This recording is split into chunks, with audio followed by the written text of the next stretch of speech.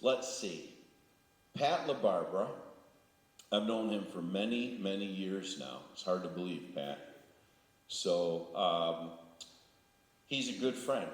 And I want you to know, one, he's been a tremendous blessing to me personally, to our church, because he's our health insurance broker. This is what he does to fund his ministry, basically his ministry in the Ukraine. I'll let him tell you all about what he does, but I want you to know that and he's helped many people in this church who have questions about the type of health insurance they need to get and, the best kind and all that. This man is as knowledgeable as they come. But I want to shout out to him. He's been a huge blessing to this church in that capacity and a lot of people here. So thank you for that, number one, all right? But more importantly, Pat has a ministry to the Ukraine, and he'll tell you all about that, where he spends time over there, he spends time over here, and he goes back and forth. Obviously, with the most recent events with the war, he's been over there a couple times at least, helping provide supplies and things for people there. But I'm going to let him tell you about what he's doing. But I wanted to invite him. I wanted him to tell us we've supported that cause as a church. We're going to continue to support him. And I just wanted him to come in and give a report and tell us what's been happening over there and however the Lord leads him tonight. But I'm thankful to have you and your family here tonight with us. So let's give Pat a hand tonight. Thanks, Pastor. Oh, good evening. So I have to do this every place I go because it just makes me feel more comfortable. This is my timer. Resume. Кроме моей семьи, есть кого-то здесь, который может меня понять сейчас? No one. Okay. Well, if I'm going to say something off in Russian, I need to figure out who am I going to offend, right? This is how this works. Okay. If you guys open up your Bibles to Hebrews, Yevreim, the 13th chapter. I am, how do we say this? I'm not really going to preach to you, but I'm going to tell you the testimony of some of the stories that God has done, and I believe that would preach to you just the same. Fair enough? All right. Let me turn on my technology.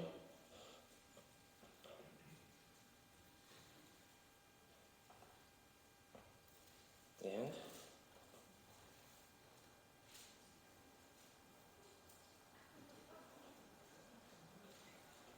maybe. We tested it, yeah? All right. So, strangely enough, my name is Pasquale Giuseppe Cristoforo LaBarbera. You can just call me Pat. It's way easier. Like Pastor said, who we are. This is my crew. They're sitting right there. Wave your hands, crew. All right. So the tall one is not my wife. That's my daughter, Emily. The one in the middle is my wife, Katya. The one on the right is my son, Dima. And the monster in the middle, he's preaching in Sunday school. Okay? This is what we got going on. Our family at the moment is split in half. The two older ones sitting here and my wife are from Ukraine. They just got their green cards yesterday. Right? The other two, and you said, but there's only one more. There's one in the oven. Right? So one in the back, one in the oven. There's four. Right? I wanted you to know the reason why you're actually in America, and I'll get to how this works in a minute, is I wanted them to get American passports. And the law says they have to be here for 4 years to make that happen. Right? And because that 4 years has to happen before my daughter turned 18, 2 months before her 14th birthday, we moved here to start that process. Right? How does that actually work? Okay. Pastor kind of made mention. His foundation is my company. I am a health insurance broker. His is for his or health insurance solutions. I am not against anyone who has done this. Right? I just don't want to do deputation. I just didn't want to do it. So I tried to figure a way that I could pay myself, and this was my solution. I own a health insurance agency that pays me to not live here. My secretary says she's got the greatest boss in the world because he never shows up to work. This is perfect. Then we have his foundation ministries. I have actually lived going back and forth to Ukraine for 19 years. Right? This is how it works. September to December, open enrollment. For anybody that has health insurance, those are the months where you get all the calls and the stuff and say, you have to pick something. So I must be here from September to December. I don't have much choice in the matter. This is how we make that happen. At the moment, I use even his foundation as a ministry. I have about 800 individuals, about 600 retirees, licensed in about 4 states, and about 120 businesses. And 60% of those I actually do completely for free, right, as a way to minister to them. If they're not paying me and I'm helping out with their insurance, I get to tell them about Jesus Christ, even if they decide to leave. It works out great. We've brought people to church. I've done a few funerals because I'm the only guy they know that was religious to help them do the funerals. It works out. From January till May, I am a professor. I actually teach international economics, which is Dave Ramsey's financial piece that they tried to call American capitalism, and we agreed on international economics. You guys get how that works. I also teach medicine. This is the part that's going to sound the strangest. I was saved in my residency in medical school. So I was an orthopedic surgeon. I did not sit for my boards. I got saved in my residency, and I had to make a choice. Finish residency, become a doctor, go to Bible Institute. Institute 1. So I have the 10 years of training, right? I have the knowledge, I just don't have the license and can't practice in the United States. So I teach medical triage in English overseas. Because right now, if you were to walk in and say, hey, listen, I have a shooting pain. In Russian, a shooting pain would be a completely different thing. It's not the kind of pain you want to have at the moment. So I teach them how to do it in English. We do that. Here's one of my classes. This is a high school class. This is another high school class that is in a remote village. Now, so you guys understand, when I talk about a village in Ukraine, I mean we're carrying 2 buckets of water home on the dirt road village. Now, don't get me wrong, we have some McDonald's, we have KFC, there's paved roads, but some places are a long time ago, okay? This is one of those long time ago. It's like they have a hole in the ground for the school toilet. You understand? Right? So we go out to reach these places. We do that so we can bring the kids home. So we can do English club, business club, couples connection. My wife runs a group called Young Moms for all the single moms that are out there. Bible studies. And we do this so we can get them into the church. So I go to the schools to educate them, to build relationships, to bring them home, so we can tell them about Jesus, so we can bring them into the church and grow the church. Make sense? Right? Which means my poor wife has to deal with 50 to 60 people coming through our house every week. That girl can bake. Can I tell you? You need it, she gets it done. Right? We bring so we can do this. They get the college kid, we get some couples come in. You can even see some of my medical students. People actually come from Ghana or India to Ukraine to get education because it's cheaper. Okay? So we have foreign kids. We do this to grow the church, right? So that we can grow our youth group. This is one of them. I started 6 churches, right? I do not want to be the pastor. I would be a horrible pastor, right? Me in one place for 30 years, one of us would kill each other. That's kind of how that works. But I can get them started, put somebody else in charge and say, oh, so I work together with Ukrainian pastors. I go to a place, set myself on fire, draw the attention, tell them about Jesus Christ, and fill his church, and he maintains them afterwards. This is our agreement, okay? Plus, being a pastor that's only in country for 7 months a year, not a great pastor, right? So we keep growing our group. Then June to August, we do camps. We do free medical clinics in remote Russian-speaking villages. I take the doctor students that I'm teaching and Americans, put them together, we go to remote villages, and we do medical clinics. This is 8 o'clock in the morning, 144 people standing in line to come to church to listen to me preach. Now, anybody who listens to me preach for 30 minutes needs to go see the doctor. Okay? So after this, they go in and see the doctors. Right? Now, this is funny. I'm sure that you don't know this, but the tall guy way in the back, he's an American optometrist right here in Henrietta at Family Vision Works. Right? The girl down to the left with the long hair, right? She is a nurse practitioner here at Strong. She just moved to North Carolina. The funny part is, they're the American doctors. Vadim, Mariana, and Valeri. And so they're Ukrainian. They moved to America when they were 4 or 5 years old. Practice here. I brought them back to do medical clinics in the villages where they were born. Kind of cool, right? But the Ukrainians are like, let me get this straight. The American doctors are the ones Mariana, Vadim, and Valeri, but the guy who speaks Russian is Pasquale. Right. It's kind of how my life works. Right? And then after they go see the doctor, they got to go see my princess and get their glasses. Right? Then we have camps. We have guys camp. We have teen camp. We have English camp. We have camps galore. Because in the Ukrainian culture, during the summer, everybody goes to camp. It's just what happens. It's okay to take 2 months off of work. Wouldn't that be nice, right? So we have the camps. Again, you can see I have people from Ghana, people from Japan, people from China, people from all over the world. They come in. They got nothing to do during the summer. They're students. We will tell you about Jesus. This is young moms. This is my wife is a leader in this group. We had about 75 single mothers, right? And we keep telling them, my joke is I call them, "Good evening, Your Majesty." Your Majesty. Like, well, your daddy's a king if you're a Christian, right?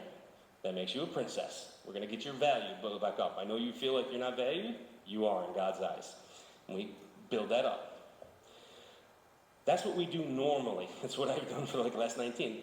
So I was here, back in the States, with my family, trying to get our green cards, right? And this war thing started in Ukraine. Now, I have been there for 3 different wars. I was in Crimea when they took it away from Ukraine. I have been there for so many different fights and stuff. It's just something that happens. You just kind of get used to it. So I thought, oh, this is another one of those saber rallying. Russia's going to come in and take a little bit more territory. We're going to be done, so on and so forth. So Jason McGuire with New Yorkers for Constitutional Freedoms said, hey, listen, I can barely find Ukraine on the map. Would you come in and do an interview? Sure. So I came in, did an interview. It got popular. We got like over 1,000 views. I didn't see that coming. So Calvary Chapel Radio saw the interview, said, will you come do it for us? Well, sure. So I came in and did it for them. Then the news asked me to come do it for them. I'm like, I don't know what's going on. Right? And then a few days later, someone called me and said, hey, listen, can we give you money? No. Well, why no? I've never taken money in 19 years. I only self-support. I only take care of myself. I've never asked for a dime. I don't even know how to do that. And he's like, well, I want to send it to someone. Could you help me find someone? Sure. And as God's my witness, in an hour, 10 more people called. Said, we want to give you money to go do. I'm like, I'm not even going. So I didn't know what to do. So I called the pastor I work with in Ukraine, Sasha. I'm like, Sasha, there's people calling me, asking me for money. Could you use it? Yes. Can I come help you? Yes. I love it when you're here, but I could see the hesitation on his face. I'm like, well, what's going on? He goes, I love it when you're here. You can do, there's a lot of things. And then he holds up his phone from FaceTime and he scans the room. He goes, there's 20 other guys here that we don't know what to do because the war had just started. I'm like, okay, well, what if I just send you the money? Right? He goes, well, right now we can only take out 2,000 grivna, like $60. You can take out $60 a day out of the ATM, but no one is driving around in an armored car during a wartime filling up the ATMs. So we're not going to be able to get any of that money. Okay, so how about if I get enough money, I fly over to Romania, and then I walk across the border, give you the cash, give you a hug, spend the night, and then come back. He goes, that works. I'm like, okay, I know that I can take $10,000 without having to declare it. Okay?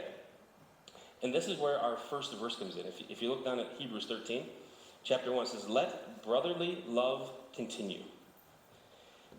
I know this is weird for you. I'm 46 years old. I've lived in Ukraine for 19 years, so just under half of my life. That's more like home. Like, they're my brothers. They're my family. They're people that I've discipled, raised up, supported, helped through this. That's like, if this war was going on in France, I'd be watching on TV like you guys.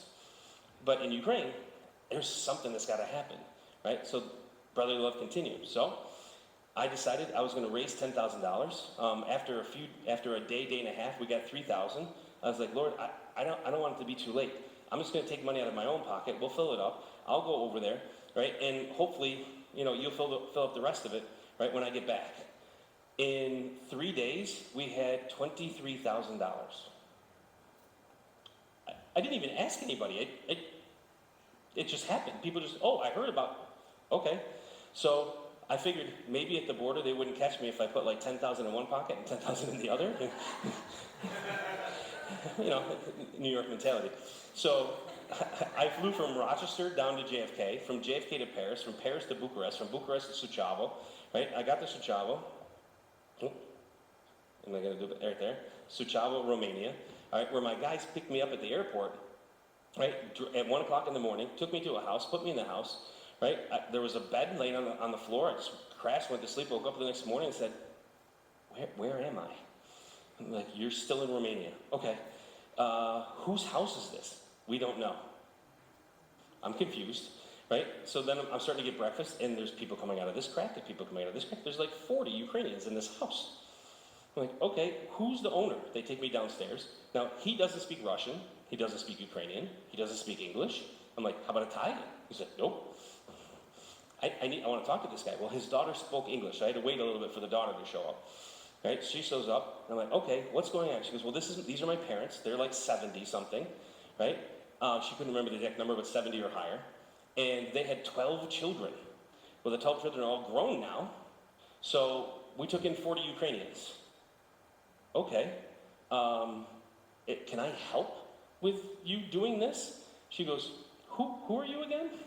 Oh, right, I came in last night. So I just snuck into your house in the middle of the night, nobody knew. So I'm an American, I'm a pastor, I preach at their church. These are my church people. Oh, yes. My parents own the house, so it's not a problem, but when you go from 2 retirees to 40 people, the water bill, the electric bill, the toilet paper bill, all goes up. I'm like, okay, what's the average salary for somebody in Suceava, Romania? $550 a month. Okay, how about if I close that bill for you for the next 3 months? So I'll give you 3 months' salary, you keep taking care of my people. She goes, great. She gave me a big hug, said something in Romanian, and that was the end of my time with them.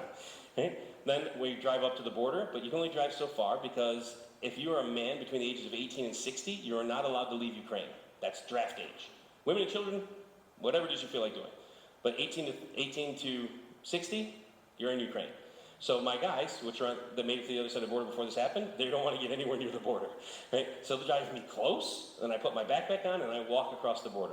And it's really easy, because everybody's going this way, and I'm the only idiot going this way. Right? So I walk in, my guys pick me up on the other side, get a big hug, we drive home, back to sleep. Get up the next morning. Oh, these are my angels. This is my next verse. Be not forgetful to entertain strangers, for thereby some have entertained angels unaware. This verse is actually in our King James Bible, right? Does this scare anybody else besides me? Like, I want to say that these kids that were at the Romanian house are angels, but I'm more worried about that one guy that bothers you, like there's no tomorrow, like you want to kick him out, he's bothering you so much, and that's the angel, and God's going, you're going to be patient and loving? You're going to be patient. Yes, Lord. Yes, Lord, I love them just like you would.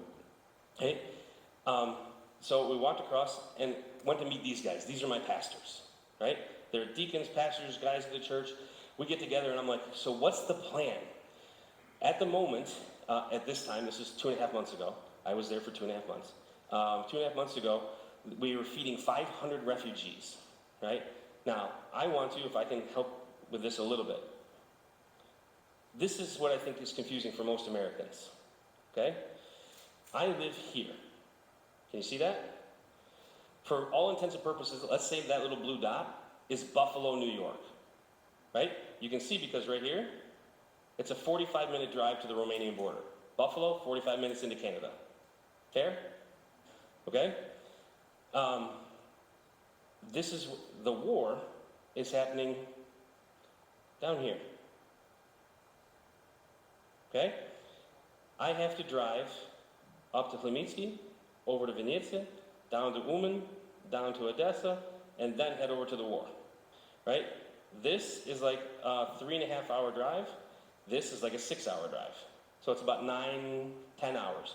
If you're driving the speed limit, there's no checkpoints, right? No problem with gasoline, so you can make it, if you're going pretty good, 9 to 10 hours, right? So let's say that's almost North Carolina. Fair enough? So we're in Buffalo, driving down to North Carolina, where the war is happening, right? But we can just get in on the north side of it, right? Because the war hasn't gotten to them parts. So we get in, we get to the border, we do what it is we have to do, we give them the supplies, we grab the people, we put them back in our cars, we go back up to Niagara Falls, and we tell them, hey, listen, you can stay in Niagara Falls with us, right? Or you can head over to Canada. You choose, right? That's pretty much what's going on, if I can give you a scale that's in your head, okay? So, and right, our spot is very nice. We have never been bombed. The Cherniv Sea is where we live. It's never been bombed. It's never been attacked. We have the air raid sounds go off, but they go off everywhere, and they're useless, right? But That's what happens, okay? To give you a little bit of that spectrum. So, all of those guys that you see, we have different buses going to different places. So, if I can continue on just a little bit, right here is Mykolaiv, right? I have a church down in Mykolaiv. Right here is Kherson. I have friends that have a church that are in Kherson.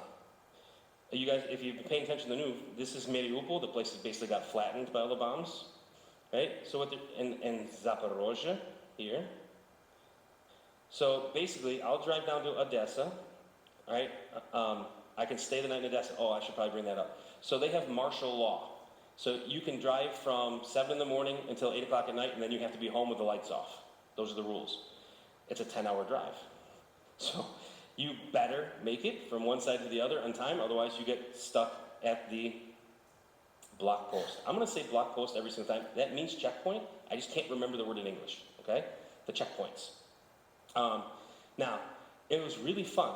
Some of the times I get to the checkpoints, hey, one of the guys that was in that picture, he took me up to Kiev, up here. Oh, what just happened? That's what happens when you hit buttons. There we go. Kiev is up here, right? So that's also from here, here, then up. I took my first run up into Kiev, right, with one of the guys that was with me. And he taught me how to do this, like how to get around, because obviously this would make the most sense, but the war was going on over here, so we went this way to get in. So you kind of go around and you can sneak in. So we get up to our first checkpoint, right, and they want to check your passports. Are you Russian? Are you Ukrainian? Like, are you allowed to be here? Are you not allowed to be here? Right? And I gave them my American passport. Hey guys, look, it's an American. And all these guys in body armor and rifles come up to the car. You're an American? Yes. You can speak Russian? Yes. Are you a journalist? No. Worse than that. Worse than that, I'm a pastor. And they hugged me through the car. I was like, okay. The guy next to me was like, I'm taking you everywhere. Okay. So we went in and started to get those things done, and so everywhere I went, American passport, make a joke about it, everybody was good, we keep going. It was kind of awesome. Then I decided to start taking trips on my own. Let's see if I can, after he showed me how. Oh, I should tell you, the problem with gas.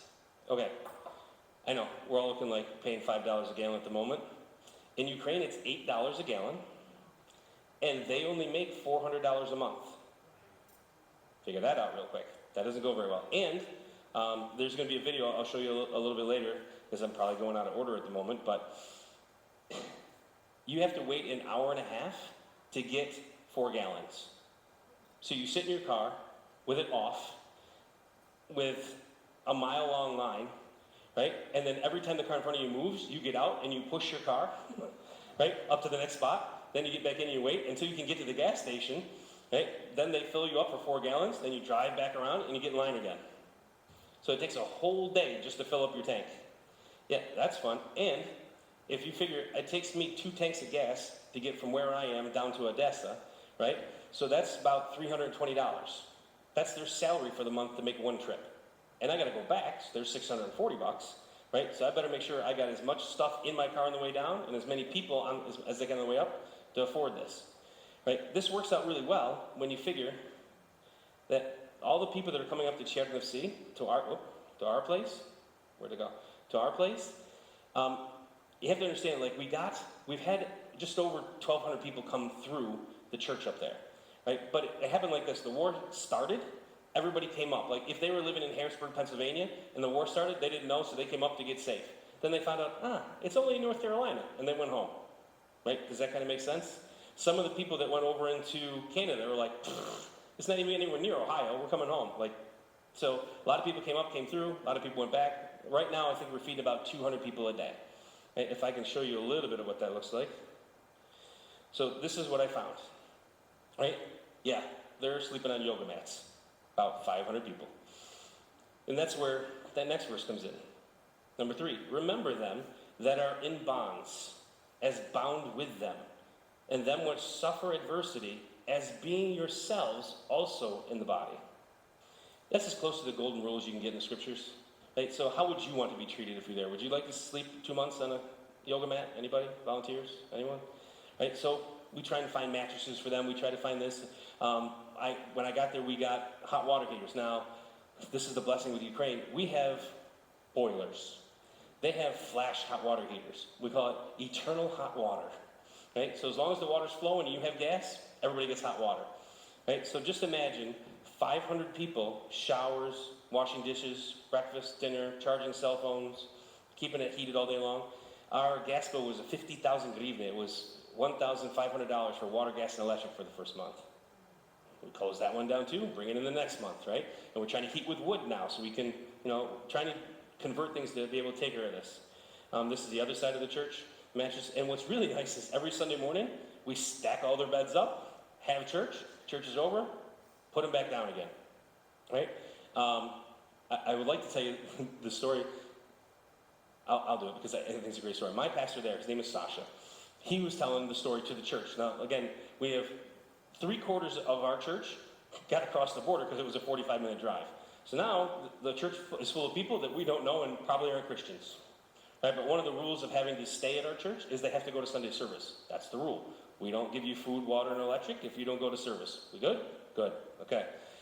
So pastor stands up on Sunday morning and he goes, listen, when I was a young man and I had just gotten saved, we went to a village, again, 2 buckets of water, dirt roads. We went to a village to help evangelize. And while I was there, there's an old man that came up to me and says, hey, listen, you want to hear why I came into church? My pastor goes, no, but I don't think I have much choice. So he sat down and this older gentleman says, well, I walk by this church every single day, but everybody knows you don't go into a Baptist church. It's a dangerous place to go. It's a scary place. Russian propaganda says you go to a Baptist church, they sacrifice their children. That's what they think about Baptists. Yeah, I know. Right? So you don't go in there. It's dangerous. You might die. Right? So one day he was walking, and chasing behind him was a bull. And he's like, he goes, I went right, I went left. It just kept following me. I tried to speed up. It was still following me. So I went and hid in the church. Right? On Sunday. And listened to the first service. After it was like, okay, that's fine. He walked back out. The bull's sitting on the steps. He's like, turned around, went back in, listened to 2 more services, got saved. Went out, the bull's not there anymore. He goes, that's how this guy tells how he got saved. Okay. Then my pastor goes, you guys got pushed in the church by a Russian bear. I'm going to give you the gospel. And laid into him. Tell me that's not a good sermon, starting right there, right? That's my pastor. He's really good at that. So just give you some idea of what these people were staying with. Right now, feeding them up. So this looks like we have something called Costco. It's called Metro, right? It's our version of Sam's Club or Costco or whatever you want to call it, right? So we went there and we loaded up to give them breakfast and dinner. They're on their own for lunch. We handled breakfast because really breakfast isn't a very expensive thing, right? And dinner so we can get everybody together, and they're on their own for that. So this is me filling up the car to get them food to keep going. This is the fun part. So my guys are making trips back and forth. Now that a lot of those areas are closed off where the war is happening, they won't let me in. Like, I can drive up to the border, right? They see my passport and they're like, yeah, no, we're not letting you go in. Okay, but the guy who lives there can come out and meet me at the border, right? I take my stuff from my car, put it in his car, and he drives back in. This is how it works out. Well, now that's even getting more difficult. So a lot of the refugees that left these areas that are living with us, that have nothing to do, right? We gave them keys, a car, it says, go home. So we fill up their vans, they drive home, they feed the people at their church, and then they come back to us.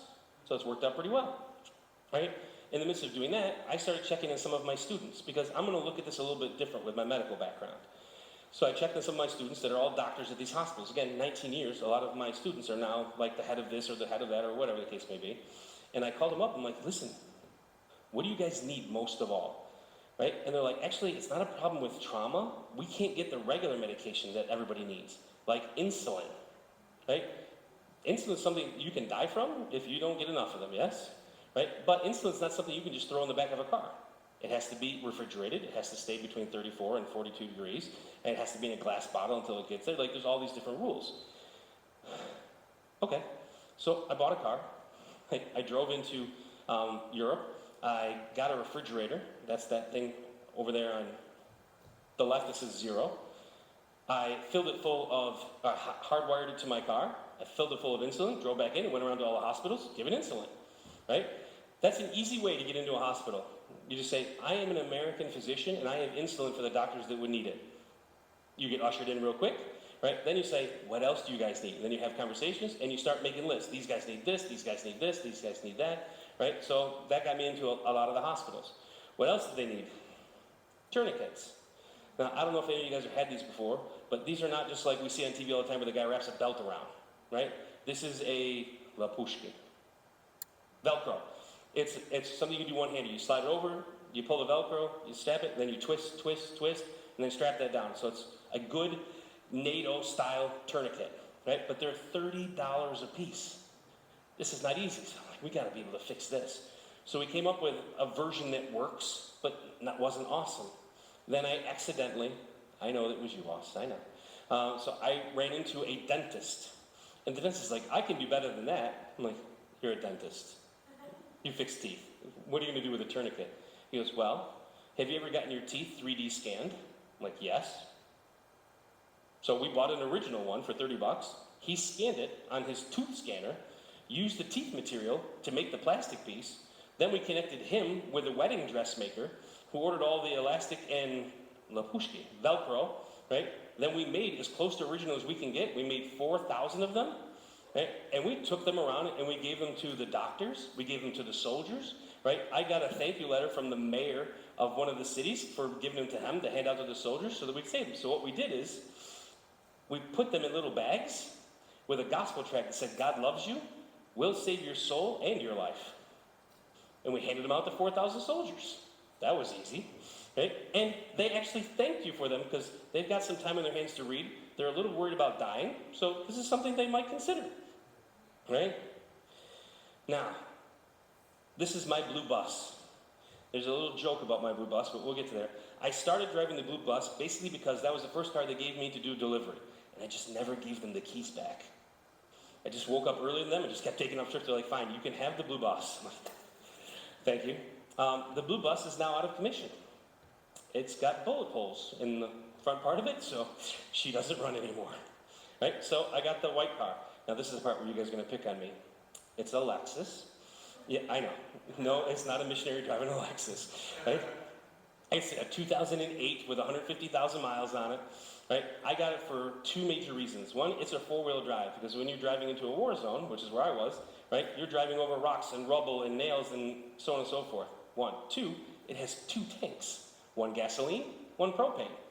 So if the gas station's empty, I can fill it with propane. If the propane's empty, I can fill it with gasoline. So it was a wise decision. Right? But I'll tell you more fun about that in a minute. So this is us filling up and driving down to the churches to give them food so they can divide it up. Now, I want to say there's some things that I learned about doing this. I want to run short on time. There's a book, if you guys ever get the chance, it's called Missionary Methods, Paul's or Ours by Roland Allen. He was an Anglican in 1912, and he wrote a book that, do you guys know, do you know Mike Ireland? No. Okay, so I lived my first 6 months in Ukraine with Mike Ireland. And him and Perry Dinopoulos, who you probably don't know, thought it would be a really fun thing to make the rookie teach missions in the Bible Institute. I'm like, you guys have been here for like 15 years, and I'm here like 4 days. They're like, yep, you teach missions. Okay, so I started reading lots of books on missions. I think they did it on purpose, right? So this book explains a lot of how does the foreign missionary know when to turn the church over to the national pastor? At what point is this a good idea? Like, how much money does he need? When do you do?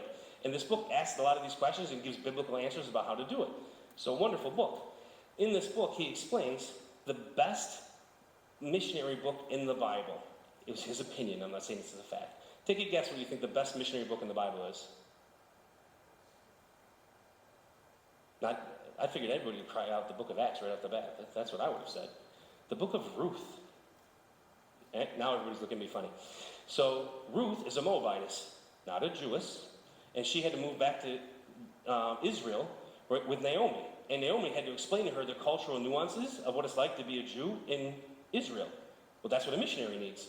Every missionary needs a Naomi to explain, this is why we do this is how you should do this. So I learned these things being on the field. You know what the worst thing a missionary can do is? Show up with American mentality that we can make this better. That's horrible. That's what's happening now in Ukraine, with all American and Europe dumping all of these things in Ukraine, going, here you go. It's going to ruin that country, just like it did with Haiti. Okay? All right? But I don't want them to know it's me. That's probably why I don't have a lot of these good pictures, that and the fact that I'm bad at taking pictures, right? I didn't walk in and say, oh, we can fix that. Boom. I found a way to help give it to somebody else that would help them so they didn't know it was me. I want to promote God in the church, not Pat LaBarbera. Does that make sense? Also, I live there. This isn't UNICEF coming in and saying, we'll save the day. I don't want for the rest of my life in Ukraine being like, oh, could you go back to America and get us? I don't want to be that guy, right? So I kind of go around the back guy. So what I did is I found the churches that I used to work with, people that I know, and I would support them, and then they would support their people. Make sense? All right. So this is a pastor down in Mykolaiv. Mykolaiv is one of the places that is currently being bombed. Okay? The little guy in the middle is the pastor.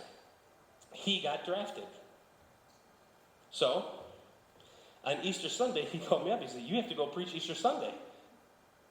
You don't have a guy for that? Nope, you're up. Okay. So I'm preaching Easter Sunday while we're getting bombed, right? Talking to people about, hey, if you were to die today, do you know that's a real easy conversation when the bombs are going off over here, bombs are going off there, right? That led to us having dinner, right? This is lunch on the grounds. So we're having lunch on the grounds, and everybody's talking about, hey, remember last night when the bomb went off? Where were you? I was sitting at home eating chocolate. Where were you? Under the bed. Where were you? In the bathtub. This is just an Easter Sunday conversation. This is a little bit different, but there's not a whole lot they can do about it. Until this lady shows up. This is Sveta, right? That's only fun if you understand a little bit of Rochester. Her name is Light, right? Sveta. Sveta is not a Christian. She lives 1 block from the church. She is scared to death that the bombs are going to go off, and she's going to die, so she's hiding in the basement of the church. There's food, there's water, there's bathroom, so she's hiding there. Makes perfect sense. But she also has a cat that she loves very much. We're not going to take shots at grandmas who love their cats, okay? So she won't leave because she doesn't want to leave the cat alone. Understand? So she's hiding out in the church. And she told her sister, she goes, I'm waiting that someone's going to show up with a car like a taxi and take me out of here. And her sister's like, you're an idiot. No one's ever going to show up and take you out. Except the guy who shows up to preach on Easter Sunday says, anybody wants to go, I'll fill my car up with people. She was ready in an hour, jumped in my car, and she goes, I prayed for you. You were my sign from God. I don't believe in God, but I asked him if there was, somebody would take me home, and you showed up. So for 13 hours, we talked about Jesus Christ. Right? Don't you love when he does those things? All right. Yeah. So this is what was happening. So I went to the church to preach. After I went to the church, I went to the hospital to see one of my guys who was the director of surgery there. I go in to see him, and he's like, hey, doc, do you remember when I had you as my professor? Yes. Remember, I teach medical triage in English, so medical English. He goes, do you remember what grade I got in your class? Nope. He goes, C. Okay. He goes, we got all this humanitarian help from America and from Europe, and it's all in English. Could you please translate what's in those boxes? So the nurses and I are sitting there going, this is a colostomy bag. Never in my life did I think I'd have to translate colostomy bag into Russian. Right? These are 12-gauge needles. These are IVs. These are, and we just wrote it all over the boxes and put them in order so they could get it. While I'm filling out all of these boxes and helping the nurses, this hotel across the street gets bombed. I jumped out of my skin. I'd never heard this happen before, right? He looks over me and laughs. You think this is funny? He goes, Doc, if you heard it, it's too late. Just keep working. There's a great mentality, right? Okay, so we just kept working. Right? This is from my hotel. Hotel I stayed at. It's a 2.3-minute drive. I did it because I wanted to go see what was happening before they wouldn't let me in. 2.3 minutes from my house to where that's going off. That was fun. And never in my life did I think that I would be able to tell you the difference between bombs that are going this way and coming this way. There's a distinct difference in the sound. You can figure it out. And the bombs always come after the air raid sound. Or no, before the air raid sound. So they're kind of like, oh, sorry about that, was late. These are some of my other guys. You can see, filling up the one. Now, what I want you to see is the room that we're in. This was our inventory, where we used to keep stuff. Okay? So we decided to fix it and do that. Just buy a tent and some shelves, make it a little bit more organized. We have to date given out, if you see these plastic bags, we put it, there's milk, there's sugar, there's rice, there's there's stuff to feed a family for a week. We've given out 682 of those bags. Right? And because we're wise about this, we didn't have to buy all of this. Sometimes we can prove that we're a church. We can go to humanitarian help and say, listen, we'll give it to people. They give it to us for free, right? And then we supplement it and we hand it out with a gospel tract in every bag. It's not so bad. All right, so the water has been shut off in this Mykolaiv and Kherson for a month and a half. No water. Now, fortunately, they're on the river, so they can go get water, bring it home, but they're not drinking that. Right? So I just bring them drinking water every time I come. Until, I love how you do things, boss. Another bomb hit, and it rocked the ground so bad that a fountain started to come up out of the ground. At the church. So I talked to the guys, I'm like, what would it take for us to dig a well? He goes, we don't have money for that. It's going to be like $1,000. You go find the guy. I'll take care of the digging. So we had a guy dig the well, right? This is my fault. I went back to Chernovsky, where I was helping out my guys get ready for another run back to Mykolaiv, which is where the spring came, right? And I'm back there, and I speak with them fluently in Russian. It's not a problem. And then a bunch of Americans came. And because I'm not sarcastic at all, right, I kept speaking in Russian and had the Ukrainians translate for the Americans into English. Right? Just to have fun with them, right? And then I left and found out they were the water filter people. So I got in contact with them again, and they gave me, they're from Colorado, they're a Christian company, right? They gave me water filters, so I drove back down, connected the water filter, and now that church gives out the living water to all of its neighbors. See, don't you love it when God does stuff like this? Right? That's my Lexus again, but you can see, for all you guys, gasoline on the left, propane on the bottom. 2 tanks. Anyway, this is called moral support. There was a 5th grade class at Lima Christian School that collected $140 from bottle cans. They sent over to me. If you were, again, our verse here, right? If you were sleeping on a yoga mat for a month and a half at a church having rice and kasha, oatmeal, buckwheat, eggs every day, and someone said, what'd you like to do if you had shish kebabs on the grill? Anybody stand in line? So we decided to have moral support and make shish kebabs. We fed 25 people for $100. Not bad, right? And it lifts everybody's spirits. You have a good time. You start talking. One thing that I forgot about, and this is my own fault, I was so busy helping, getting this, getting there, that I forgot to sit down with the people that were the refugees and say, how are you doing? Some of the difficult questions that I've had to have. What about the draft? If a Christian man wants to run away from the draft, is that good or is that bad? What about if all the women and children can leave the country, but the 18 to 60-year-old dads have to stay? Should they stay as a family and live through a hard time together, or should they split the family so the wife and the kids are safe? Those were fun and long discussions, right, that I got to have to encourage these people that I almost forgot about if we wouldn't have sat down and broke bread together and figured it out. This is a garbage bag full of medication that these people down in Mykolaiv, Kherson, they couldn't get. $234, I bought enough medication to take care of every person in the church for a month. They just make me a list. I go to the pharmacy. The pharmacists know what it is that I'm doing. They fill the list as best they can. I go to the next pharmacy until we fill the entire list. We give them the medications, divide it up, so at least they can stay home, because some of them can't leave. Some of the questions I've had to answer, as I'm taking grandma and grandpa out of their place and taking them up to another place where it's safe, they said, listen, they call me Pascal, because Pasquale is a little bit strange. Pascal, if Russia wins, can I go home? Ukraine is socialist, so we can own our apartments, but Russia is communist, so the government owns everything. Will they take my apartment, or will it still be mine? Some of these guys, their pension, their retirement, their Medicare, if you will, their Social Security, is $100 a month, and rent is like $400 a month. So once they own the place, they can live, because you can live on $100 a month for food. Not well, but you could, right? But if they have to leave home and try and rent a place, they'll sleep on the street. I don't know how to answer those questions for them. I don't. But I know who does. I know where the hope is, and we try to give them that hope, right? I believe in meeting someone's physical needs like Jesus Christ did, so that I can earn the right to give them the gospel. Does that make sense? Okay, I'm getting there. I got 7 minutes left. This is a story for me. Remember I told you that we were going up into Kyiv, and I had a fun story with that. There is a man, his name is Chris. He taught at the university in Chernovtsi, where we live, with me. I've never met him before. He is deaf, right? And he can sign in English, Russian, and Ukrainian. So he's got really smart fingers, right? His daughter used to come to our house, to come to Couples Connection, young group. She obviously didn't come to English Club. She's an American. Well, if they're from Texas, does it still count as America? I don't know, right? So she would come to our place. Well, he lives in Texas, right? And he wants to come over and help the deaf because the air raid signals are going off and they can't hear them. So they have to sleep with their apartment doors open and wait for all the other Ukrainians to run to the basement, and then they just join them. Like, this is how they're keeping up. So he's like, I want to go help them. Like, okay. So we try to figure out a way. Now, the deaf culture there, they don't trust the hearing people at all.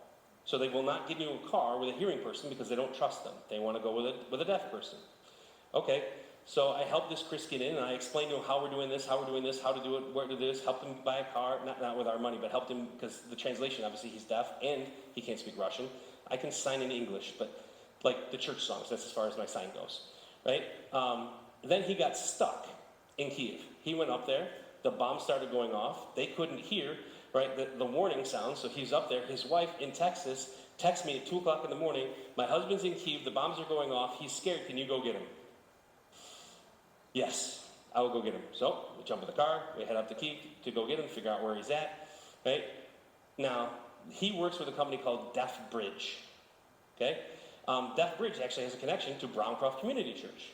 Someone at Browncroft Community Church saw me on the news. It says, that guy needs to talk to this guy.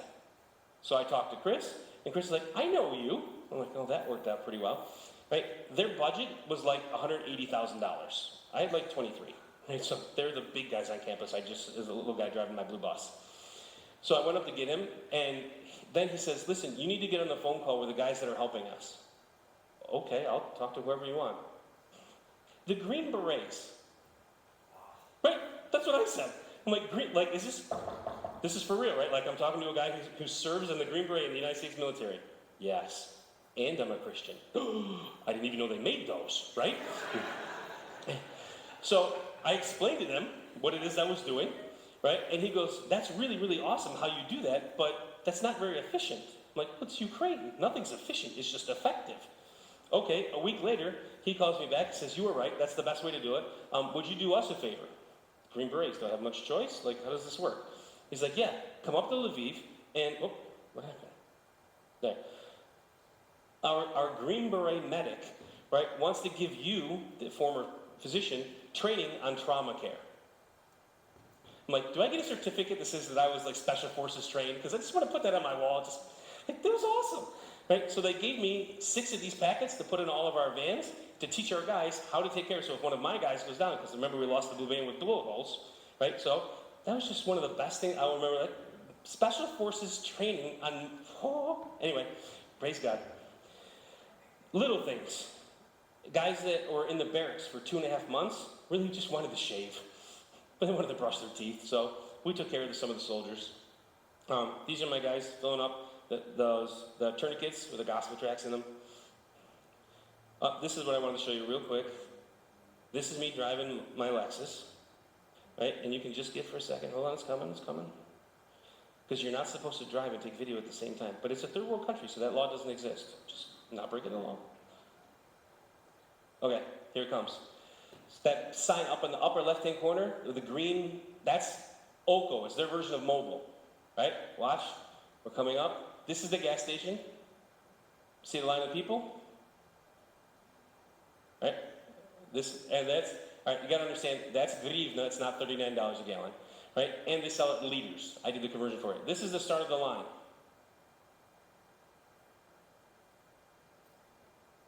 Still going. Yep, that's still the line. You know what's really bad? When the line to get to the gas station goes by another gas station that's empty. Still going. Still going. Yep, that's how far you have to push your car in order to get 4 gallons of gas. All right. So, hey, stop. Okay. So how did I leave this? I can go back to right here. I came back home because I was there for 2.5 months. My wife is amazing. What I didn't tell you is when all this money was coming in for me to take care of these people in Ukraine, and I asked her, I'm like, honey, are you going to be all right with if I go for a little while and you stay here with the kids? And she says, she quoted from another person, but she said it, which was awesome. She goes, I would rather be martyred to a good Christian man than married to a coward. Whew, that's my wife. Then 2.5 months later, she says, you need to come home. Okay? I'm coming home. I promise I'm coming home. She goes, I'm pregnant. Like, right? I'll be right home. So I've set it up. Now, I said a lot of the word I in here, and I don't want you to think that it's I, right? You guys can see, you saw these because these are the pictures that I took.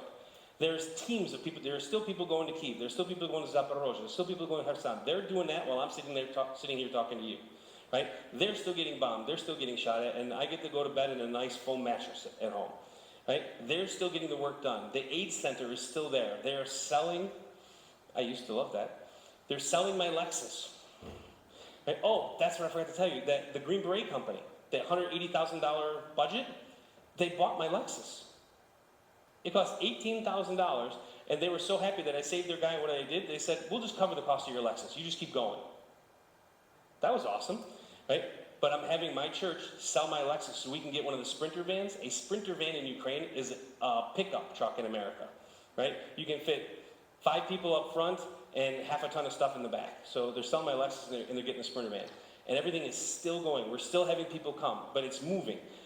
The people that came from Harrisburg, Pennsylvania went home, right? But the people that are in Charleston, North Carolina, because the Russians have crept back in, right? They're coming up now, right? So we have like a rotating thing coming. So we're still giving them gas money. We're still giving them food money. We're still taking care of the gas and electric bills. We're still taking, I almost made it. Right? We're still taking stuff to the people. It's still going on. There are some pastors, right, that will not leave their churches, so we support those pastors so they can stay there, and we take their people out when they're ready to go. That work is still going on, right? Remember them that are in bonds as bound with them, and them which suffer adversity as being yourselves also in the body. Go down a little bit farther.